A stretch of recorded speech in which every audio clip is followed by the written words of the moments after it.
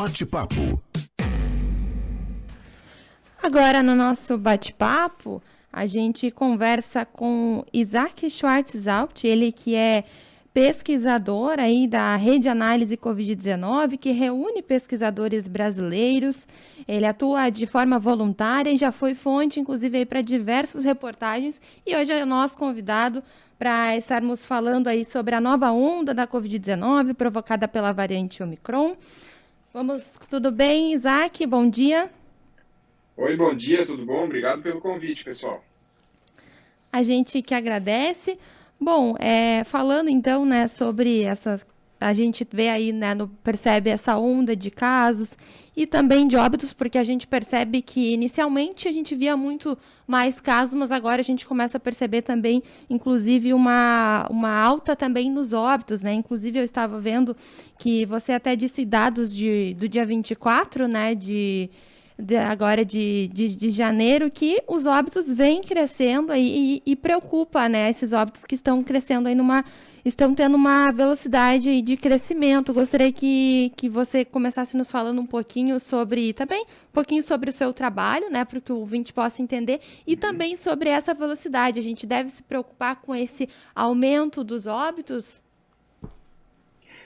Sobre o meu trabalho, eu sou pesquisador na Rede Análise Covid-19, que a gente é um agrupamento de pesquisadores voluntários de todo o Brasil, justamente para tentar ajudar as pessoas a entenderem um pouco melhor o que está acontecendo, né, sobre as vacinas, sobre dados, porque às vezes é difícil para a pessoa entrar, por exemplo, num site da prefeitura lá e olhar um monte de gráficos e entender o que aquilo quer dizer efetivamente para ela.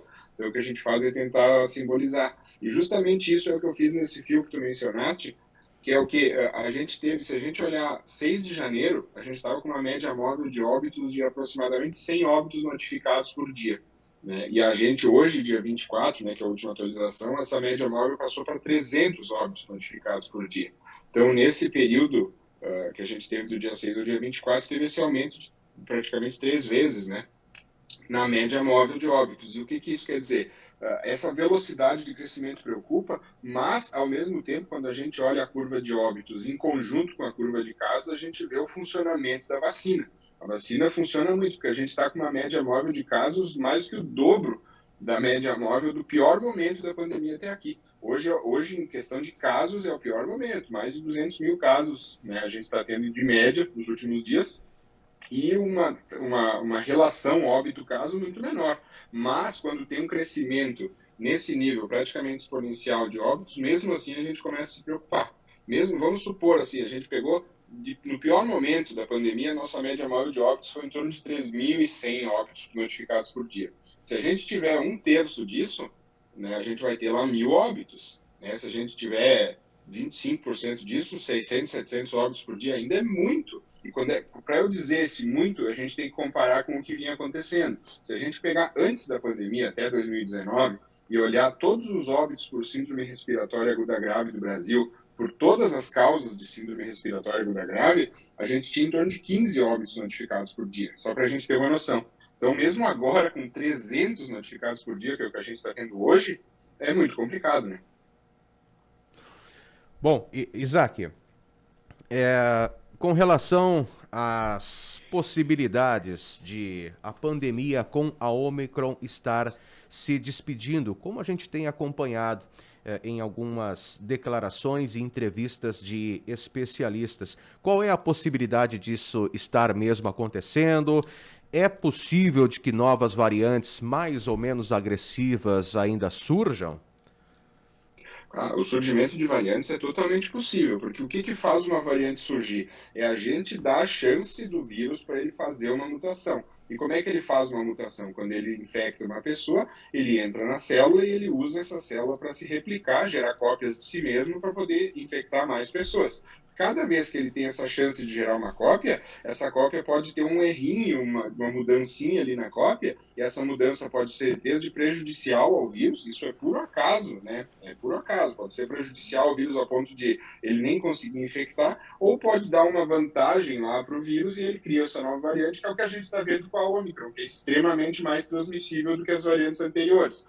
E o que a gente está vendo no mundo hoje? Uma quantidade absurda de casos E cada caso é um monte de chances do vírus mutar. Então, há sim a possibilidade de novas variantes. E aí, sobre a possibilidade disso estar nos levando ao fim, tudo depende do que essas novas variantes, caso surjam, vão ter de características. Por exemplo, escape imune. Se ela reinfectar muito, como é que a gente vai conseguir escapar de uma variante que reinfecta? Né? Não faz sentido a gente buscar, por exemplo, imunidade natural, onde todo mundo contrai a doença, por uma variante que reinfecta. Né? Não faz nem sentido. Então, o que eu acho que a gente deveria fazer, isso na minha opinião, é também, além de aumentar a cobertura vacinal, porque isso é um ponto importante, quanto maior a transmissibilidade da variante vigente, maior a cobertura vacinal tem que ser. A gente falar lá em 70% da população com 2 doses, porque a gente estava usando como base a variante original, a transmissibilidade original. Depois isso foi aumentando com a variante Gama, depois com a variante Delta, agora com a variante Ômicron. Então essa cobertura vacinal tem que aumentar. Enquanto a gente aumenta essa cobertura vacinal, a gente também tem que reduzir a transmissão com as outras medidas que a gente sabe muito bem. A gente sabe o uso de máscaras, ambientes ao ar livre ou muito bem ventilados. Tudo que a gente puder fazer para evitar e reduzir as oportunidades de transmissão é uma chance a menos que a gente dá para o vírus ficar mutando e gerar variantes. Isaac, a minha pergunta tem relação com o que você estava acabando de dizer, que é sobre a ampla vacinação. Em março de 2021, você até citou que no Brasil deveriam ser vacinadas 2 milhões de pessoas por dia, né? Você acredita que, ainda assim, a gente, talvez, se tivéssemos lá atrás esse número, né, amplo de pessoas vacinadas por dia, nós não teríamos esse aumento de casos agora, neste momento? A vacinação ela reduz os óbitos, os agravamentos muito, e ela também reduz a transmissão, mas não reduz tanto assim a transmissão. Então, para essa redução de transmissão ter efeito, essa cobertura tem que ser muito ampla. Para o vírus justamente começar a ter muita dificuldade. Ele vai numa pessoa, ele tem que tentar 1, 2, 3, 4, 5, 6 vezes até conseguir. E se a gente tiver essa cobertura mais ampla, a gente vai dificultando. E aí, quando tu olha, por exemplo, outras doenças que foram tendo sua redução ao longo do tempo, a gente percebe que cada pico vai sendo menor do que o pico anterior, vai caindo, caindo, caindo, né, até que efetivamente a gente vire uma doença que a gente chama de endêmica, né, que é quando tem, por exemplo, a gente sabe quando é que vai ser o pico, sabe o tamanho mais ou menos daquele pico. Se a gente pegar os gráficos de síndrome respiratória aguda grave do Brasil para todos os outros anos anteriores, 2014, 15, 16, 17, 18, 19, a gente vai ver que é praticamente o mesmo gráfico. Começa na mesma época, tem o pico na mesma altura, mais ou menos na mesma época, e termina o ano da mesma época.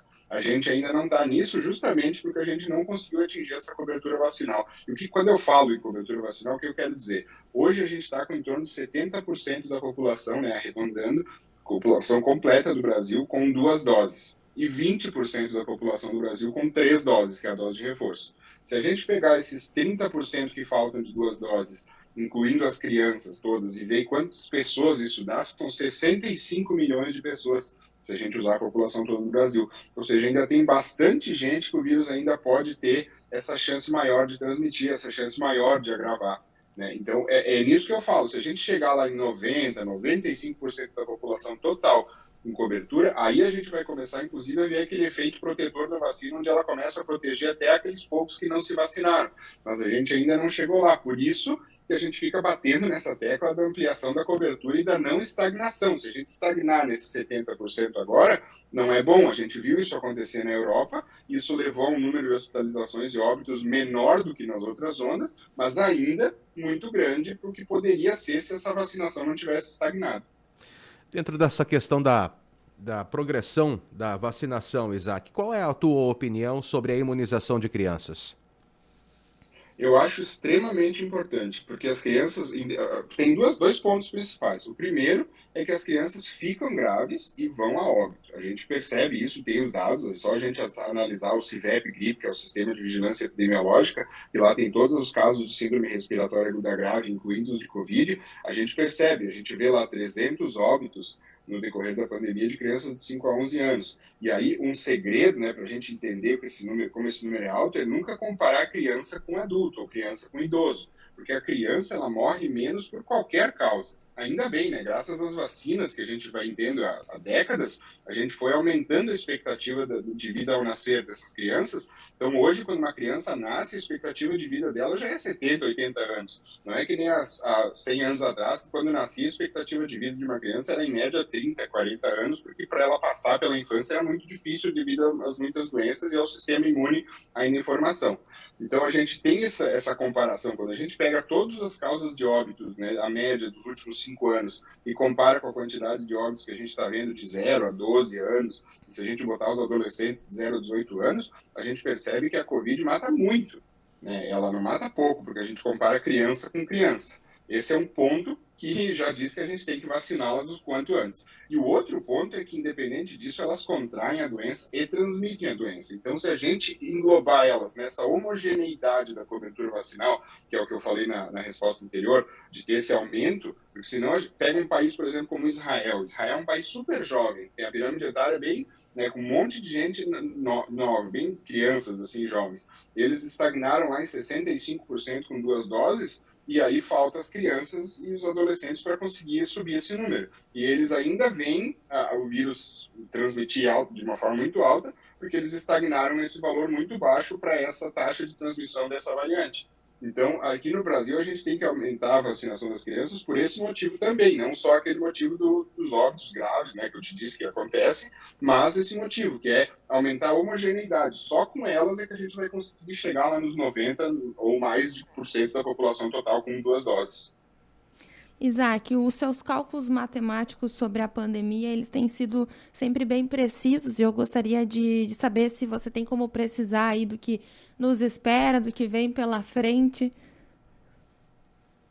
Agora é um pouco mais difícil da gente ter números, porque a gente tem muitos fatores que diferenciam os países, porque a gente também usava muitos outros países para comparação. Só que a gente tem, além das pirâmides etárias diferentes, as vacinas diferentes usadas, os intervalos entre as doses diferentes dos países, a gente tem também a grande maioria dos países que estão sendo afetados pela onda de agora, são países que nesse momento estão no inverno. E o Brasil, que é até interessante voltar àquele assunto da curva endêmica de síndrome respiratória aguda grave, ela começa no Brasil todo ano no começo de março. Quando vai a primeira semana de março, ali, última de fevereiro, primeira semana de março, é quando sempre tem aquele aumento de síndrome respiratória aguda grave, sempre, todos os anos. E aí chega num pico ali por junho, julho, por aí, e depois ali em agosto e diante, setembro, começa a cair. Então, se a gente não fizer nada, porque por isso que essa projeção depende muito. Se a gente não fizer nada, deixar a transmissão rolar, a gente pode ver essa onda agora, mesmo que ela seja curta, como a África do Sul, como o Reino Unido, que a gente viu que ela subiu e logo caiu, subiu em números muito altos, mas logo caiu, a gente pode, por causa da alta prevalência de vírus que ainda vai ter na população, a gente pode emendar com esse aumento da onda tradicional que tem no início de março e fazer mais ou menos como aconteceu em 2021. Eu não sei se tu lembras que a gente teve um aumento, começou no final do ano de 2020, aí chegou ali em janeiro, fevereiro, ele até deu uma leve caída em 2021, e aí em fevereiro, final de fevereiro, início de março, engrenou com aquele aumento padrão que a gente já tem no Brasil e deu aquela onda gigantesca de casos que a gente viu em 2021.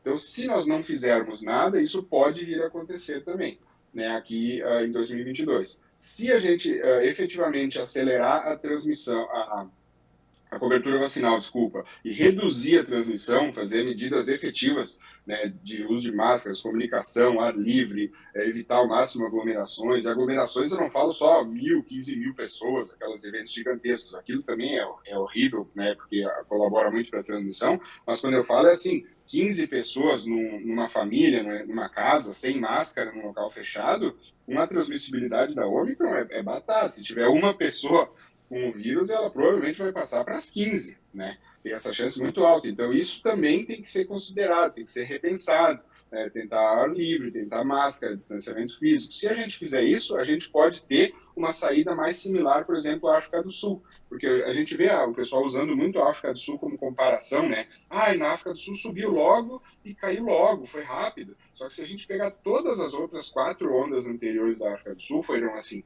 elas subiram e instantaneamente caíam, subiram e caíam. Isso significa que tinha alguma coisa lá agindo, né, contra a transmissão, uma redução efetiva da transmissão, comportamento da população, ações governamentais. Aqui no Brasil, quando a gente olha a onda, no gráfico, a gente vê que ela sobe em março de 2020 e ela praticamente só caiu agora, no final de 2021, naqueles níveis mais baixos. Não que nem na África do Sul, que ela era reduzida imediatamente. Então, se nós tivermos atitudes similares a esses países que cortam a onda rápido, a gente pode chegar ali, final de fevereiro, ali já tendo o fim dessa onda aqui, e daí a gente não aumenta tanto hospitalizações e óbitos. Agora, se a gente deixar rolar e esperar, só torcer e não fizer muitas ações, pode ser que a gente tenha uma onda que até cai ali em fevereiro, início de março, só que emenda com a onda padrão de síndrome respiratória aguda grave e gere uma onda maior. Aí a gente pode ter até 20, 25% do valor da pior onda, que daí chegar a 800, 900 óbitos por dia, que é uma coisa horrível para o estado que a gente está hoje, né?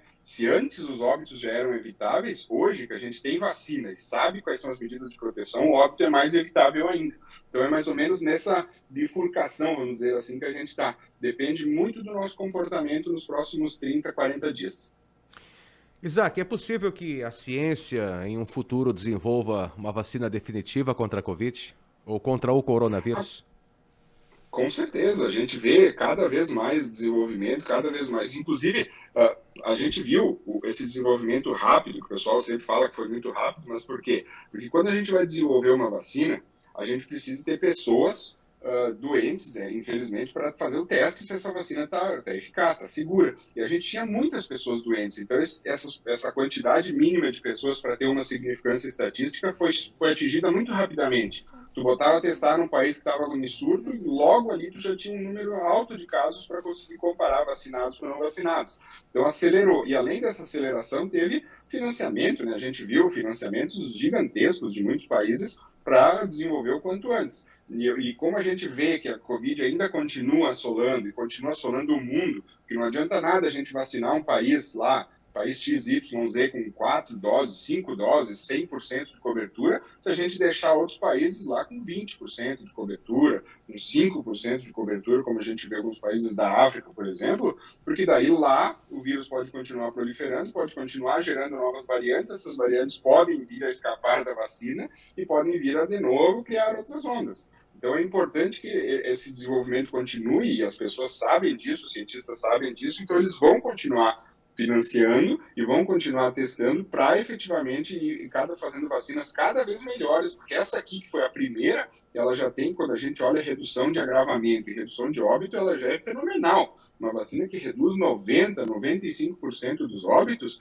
é fenomenal, de primeira geração, a primeira que chegou. Então a gente ampliando o investimento e ampliando o desenvolvimento e continuando, eu acredito que logo a gente vai chegar em versões ainda melhores da vacina, com certeza.